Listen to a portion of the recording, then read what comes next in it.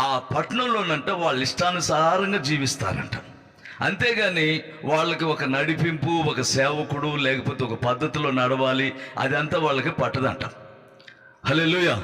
ఆ పట్టణంలో కూడా సేవకుడు కూడా లేడంట, వచ్చినా రానీరంట. ఎందుకంటే వాళ్ళ ఇష్టానుసారంగా జీవించేటటువంటి పట్టణం కనుక ఆ పట్టణంలోనికి దైవ సేవకుడిని కానీ ఎవరిని రానివ్వరు. హల్లెలూయా. ఆ పట్టణం మీద దేవునికి కోపం వచ్చేసింది. హల్లెలూయా.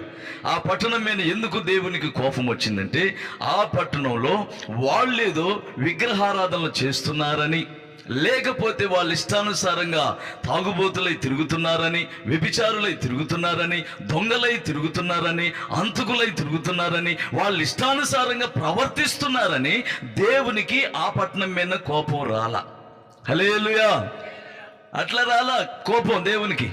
ఆ పట్టణం కొరకు ఒక దైవ సేవకుడు ప్రార్థన చేసే